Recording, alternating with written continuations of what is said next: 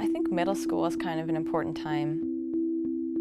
I was bullied a lot, very severely bullied. I never really went to church. My mom, I think she'd always wanted to have faith, but my dad just has nothing to do with faith. So that was kind of difficult. I grew up going to Sunday school. In high school, I felt like I was almost living two separate lives. As I grew older though, life gets a little more complicated. And before I knew it, I just kind of got too busy to have a faith. First 18 years of my life, I tried different sports. And then my freshman year of high school, my dad, he wound up passing away from a heart attack. I was an FCA leader. I took on that leadership role. It was pursuing God, but I didn't really know how to go about it at that time. The glamour of the sorority life drew me in because you come on campus, it's beautiful, you see all these mansions, and that was just something that I really wanted to be a part of. Coming to IU for the first time, getting lost on campus and coming across the chapters, I was like, wow, that's awesome, look at those houses. And then seeing the women on campus and hearing about their involvements and stuff like that, I was like, that's something I'm looking for. I was very straight edge in high school, and I get here and everyone parties. I kind of just embraced it. It was peer pressure, I guess. It's not me. I kind of just conformed to other people and lost touch with myself. I kind of had a little bit of an identity crisis. Like the first couple months, the glamour of being away from home in a new place is kind of worn off, so what do I do now? I felt kind of out of control, and I wanted to pray to God to help bring some of that control back into my life. I actually got a random Facebook invitation to go to Greek University. Still have no idea who sent it to me. But I decided to go because it was the first one I had heard of, and I decided that God was good enough to become that leader of my life. And so once I started becoming mentored and stuff, I wanted to bring that back to the sorority and kind of break that stereotype.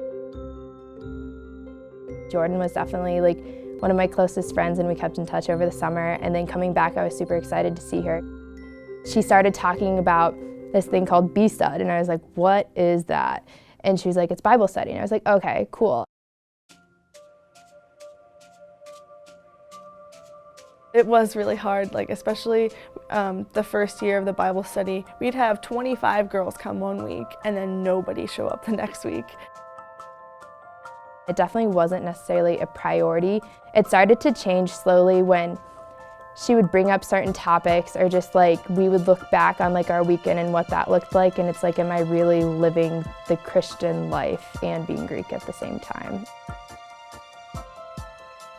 Sophomore year is when it started to kind of feel empty.